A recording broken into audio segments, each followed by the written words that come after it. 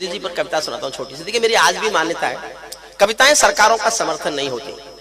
जब जब जिस काल में कविताओं ने सरकारों का समर्थन किया, या तो कविताएं मर गईं या सरकार गिर गई। मैंने कभी नहीं लिखी किसी सरकार के समर्थन में। एक कविता लिखी वाजपेयी साहब ने जब परमाणु विस्फोट किए तो मुझसे रहा नहीं गया, मैंने उनके समर्थन में एक लंबी कविता लिख मारी और उन्हीं को जा सुनाई।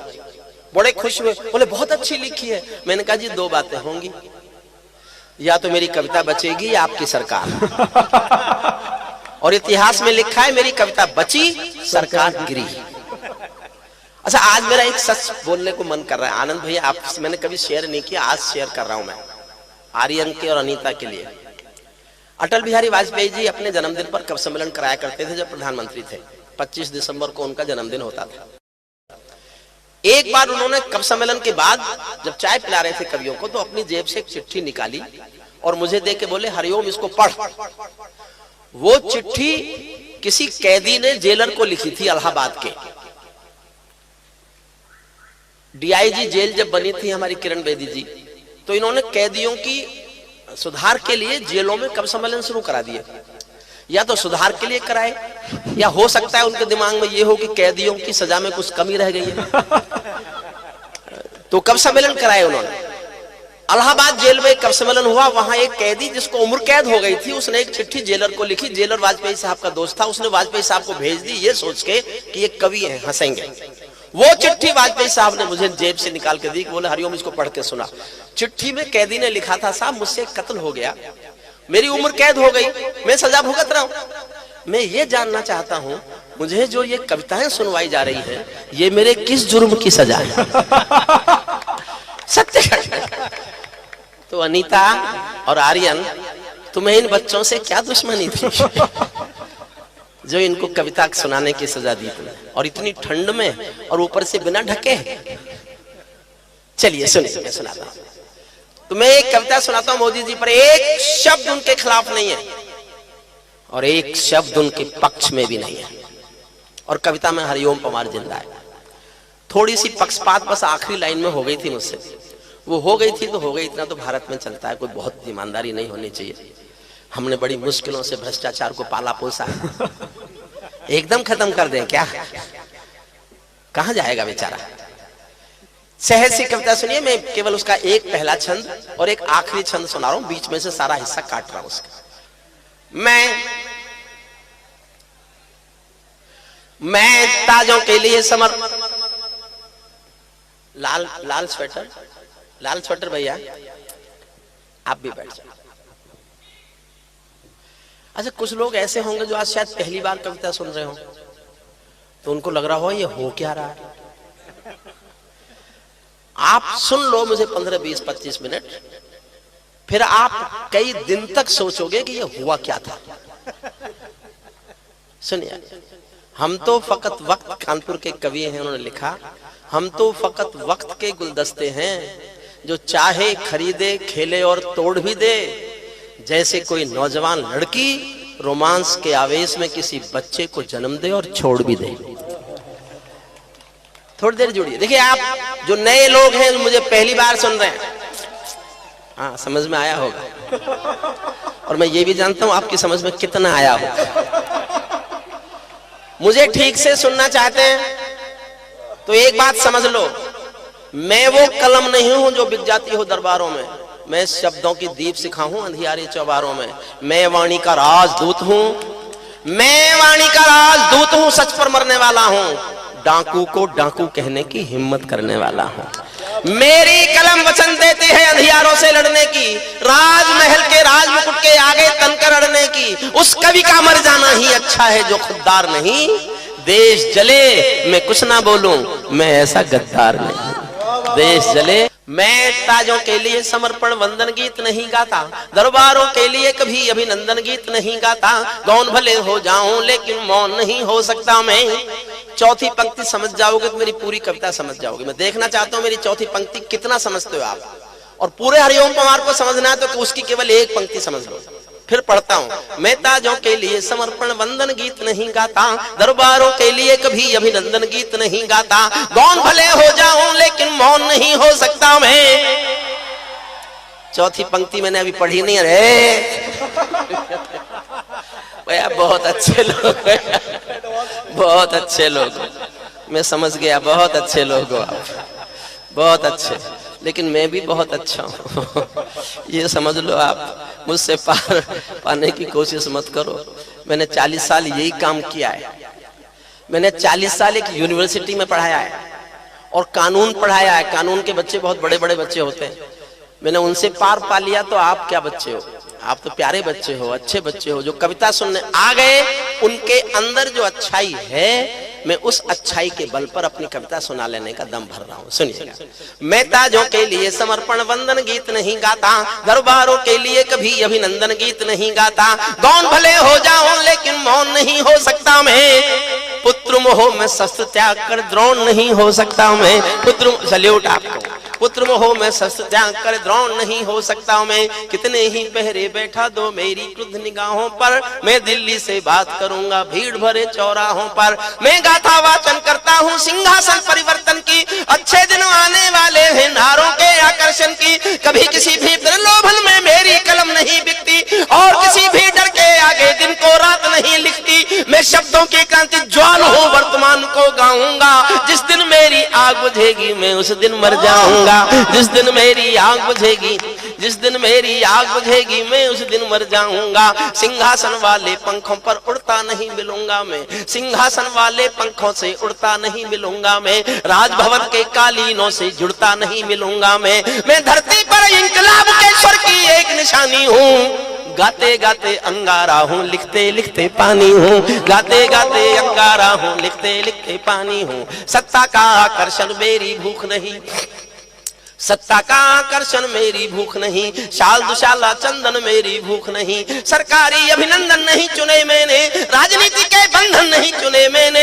कदम पुरस्कारों की चाह नहीं करता, पदम पुरस्कारों की चाह नहीं करता। दरबारों की मैं परवाह नहीं करता, कलम सिपाही बनकर जिंदा रहता हूँ। भूखे बच्चों से शर्मिंदा रहता हूँ, भूखे बच्चों से शर्मिंदा रहता हूँ। पगडंडी से लाल किले तक जाता हूँ, झुग्गी झोंपड़ियों के आंसू गाता हूँ। जिन भी मेरे छोटे भाइयों ने, प्रचंड जी ने तो विशेष वीर रस की कविताएं पढ़ी।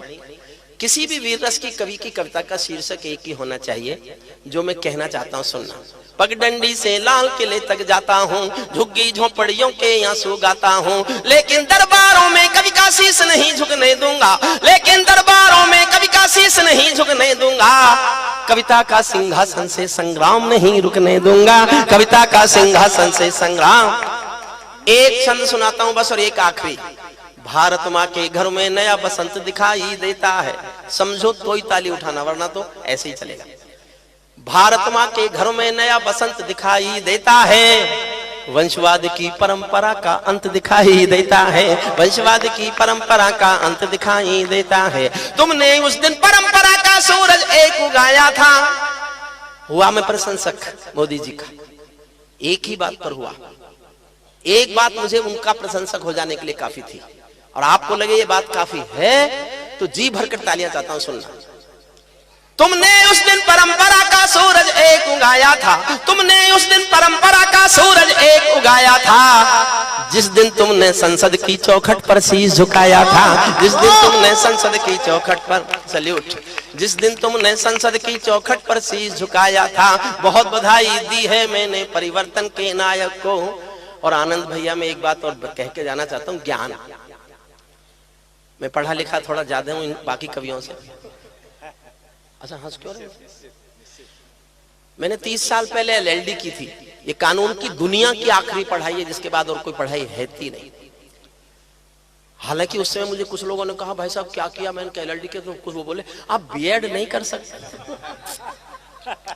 अच्छा, मुझे उनकी बात अच्छी लगी। मैंने कहा जब पढ़ाना ही था तो B.Ed करके प्राइमरी पढ़ा लेता, LLD करके यूनिवर्सिटी पढ़ा के कौन से ज्यादा तीर मार लिए। एक मेरा ज्ञान सुनना, अगर आप किसी आदमी के साथ उठते बैठते हो और देखते ही देखते वो देश का सबसे बड़ा आदमी बन जाए, तो फिर उसके साथ आपका क्या रिश्ता है, ये तय करने का हक उस बड़े आदमी पर मत छोड़ना। ये तुम तय करना कि तुम्हारा उस आदमी से क्या रिश्ता है। मैं अपना रिश्ता तय करता हूँ, 20 साल उनके साथ उठा बैठा हूँ, तब मेरा रिश्ता सुनिएगा और मुझे आशीष देना। मैं इसके सिवा कुछ भी नहीं जीना चाहता। तुमने उस दिन परंपरा का सूरज एक उगाया था, जिस दिन तुमने संसद की चौखट पर शीश झुकाया था। बहुत बधाई दी है मैंने परिवर्तन के नायक को, लेकिन कैसे मर जाने दूंगा आंसू के गायक को। आप विजय के जननायक हो, मैं पीड़ा का गायक हूँ। आप राजपथ के नायक हो, मैं जनपथ का नायक हूँ। आप राजपथ के नायक हो, मैं जनपथ का नायक हूँ। निर्वाचन ने सौंपा है सम्मान तुम्हारे। अगर मैंने छोटे बेटे को खुश कर दिया, उस आनंद भैया, अगर छोटे बेटे ने आनंद से गर्दन हिला दी और वो खुश हो गया, तो मेरे तो आज तक के 40 साल के सारे पढ़े हुए कवि सम्मेलन इस एक कवि सम्मेलन पर न्यौछावर करने की घोषणा कर। मैं जानता हूं उसकी समझ में कुछ नहीं आ रहा, लेकिन फिर भी वो प्रसन्न होकर निर्वाचन ने सौंपा है सम्मान तुम्हारे हाथों में। लोकतंत्र की मां संसद का मान तुम्हारे हाथों में। संविधान के पालन का रुमान तुम्हारे हाथों में। तिलक गोखले गांधी का वरदान तुम्हारे हाथों में। अमर तिरंगे की सौंपी है शान तुम्हारे हाथों में। सौंप दिया है पूरा हिंदुस्तान तुम्हारे हाथों में। सौंप दिया है पूरा हिंदुस्तान तुम्हारे हाथों में। जनादेश में आज आपकी सबसे ऊंची थाती है। जनादेश में आज आपकी सबसे ऊंची थाती है। दिया तुम्हारा तेल तुम्हारा और तुम्हारी बाती है। दिया तुम्हारा तेल तुम्हारा और तुम्हारी बाती है। आज आपके कर कमलों में टूटी हुई कमान नहीं, और पगों के नीचे कोई गिरता हुआ मचान नहीं। आज आपके ऊपर नभ है, नीचे ठोस धरातल है, और आपकी सौगंधों में गंगा मैया का जल है। और आपकी अंतिम छंद सुनिए, लंबी कविता है, मुझे 12 लाइन सुनानी है। मैंने 20 लाइन लिखी थी, 8 वो मांग पूरी कर दी गई जो मैं चाहता था। आपको शायद नहीं पता, नोटबंदी मेरे कविता लिखने के बाद हुई हिंदुस्तान में। 370 मेरी कविता के बाद हटी। फूड सिक्योरिटी एक्ट मेरी भूख वाली कविता के बाद आया। मैं गर्व कर सकता हूं, इतराता हूं इस बात पर कि मेरी कविताएं हिंदुस्तान की सरकारों के निर्णयों का विषय बनी है। अभी भी मैं 10 लाइन पढ़ रहा हूं जो मेरी मांग है। जब तक ये पूरी नहीं होंगी तब तक मैं चीखूंगा, चिल्लाऊंगा। आपको लगे हमारे राजा से हमें अपनी शिकायत करने का हक है, तो मेरी एक एक पंक्ति में एक एक मांग सुनना। ये सौगंध तुम्हारी है, मैं देश नहीं बिकने दूंगा। ये सौगंध तुम्हारी है, मैं देश नहीं बिकने दूंगा। देश नहीं मिटने दूंगा, मैं देश नहीं झुकने दूंगा। है मेरा विश्वास कभी सौगंध नहीं तोड़ोगे तुम। है मेरा विश्वास कभी सौगंध नहीं तोड़ोगे तुम। भारत माँ की सेवा का अनुबंध नहीं छोड़ोगे तुम। ऐसा कुछ कर जाओ पूरा देश देखता रह जाए। देश नहीं भूमंडल का परिवेश देखता रह जाए। ऐसा कुछ कर जाओ पूरा देश देखता रह जाए। देश क्या कर जाओ, 12 लाइन सुनना। सल्यूट, आपको सल्यूट।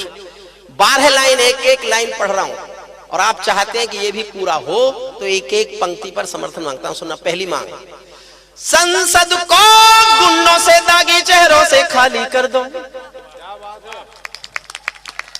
अगर हमें कश्मीर में एक भी आतंकवादी नहीं चाहिए, तो संसद में एक भी गुंडा नहीं चाहिए। गुंडा नहीं चाहिए। दूसरी पंक्ति आपका और मन मांगती है, संसद को गुंडों से, दागी चेहरों से खाली कर दो। भूखे मरते हुए किसानों के घर खुशहाली भर दो। भूखे मरते हुए किसानों के घर खुशहाली भर दो। कश्मीर में भारत माँ की जयकारों के स्वर दे दो। कश्मीर, और चौथी लाइन आप समझ रहे हो तो और समर्थन मांगता हूं। कश्मीर में भारत माँ की जयकारों के स्वर दे दो। हर विस्थापित कश्मीरी पंडित को उसका घर दे दो। हर विस्थापित कश्मीरी पंडित को उसका घर दे दो। खेलों को नेताओं से, पूंजीपतियों से मुक्त करो। खेलों को नेताओं से, पूंजीपतियों से मुक्त करो। माँ बहनों बेटी का जीना स्वाभिमान से युक्त करो। झोपड़ियों को मत सिखलाओ तौर तरीका जीने का।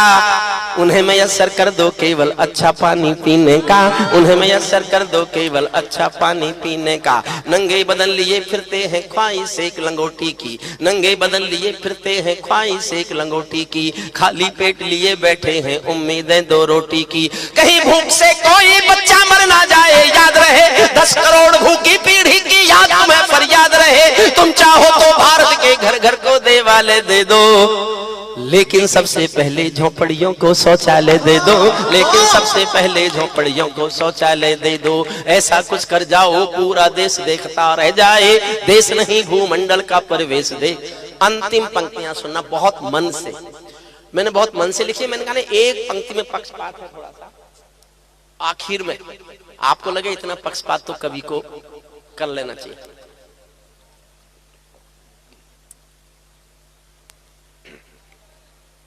ऐसा लगे किसी, ऐसा कुछ कर जाओ पूरा देश देखता रह जाए, देश नहीं भूमंडल का परिवेश देखता। ऐसा लगे कि सबका साथ तुम्हारे दिल की इच्छा है, सबका साथ, सबका विकास, सबका विश्वास ही सिर्फ तुम्हारे दिल में है। तो ये सिद्ध भी करो कि ऐसा ही है। अगर ऐसा ही है तो फिर तो तुम ही तुम हो। ये सब बुलबुले फिर आपका कुछ नहीं बिगाड़ सकते। ऐसा लगे कि सबका साथ तुम्हारे दिल की इच्छा है, सामाजिक सद्भाव तुम्हारी सबसे बड़ी परीक्षा है, सामाजिक सद्भाव तुम्हारी सबसे बड़ी परीक्षा है। ऐसा लगे कि गुजराती बेटा गांधी का सपना है, ऐसा लगे कि गुजराती बेटा गांधी का सपना है। ऐसा लगे कि भारत का सरपंच हमारा अपना है, ऐसा लगे कि सब अरब की आबादी का दमखम हो, ऐसा लगे कि भारत की सब तहजीबों का संगम हो, ऐसा लगे कि देशद्रोहियों को तुमने ललकार दिया, ऐसा लगे कि देशद्रोहियों को तुमने ललकार दिया, ऐसा लगे कि भारत मां का हर दुश्मन धिक्कार दिया, ऐसा लगे कि काले धन का पूरा खेल हिल गया है, ऐसा लगे कि दिल्ली को सरदार पटेल मिल गया है, ऐसा लगे कि दिल्ली को सरदार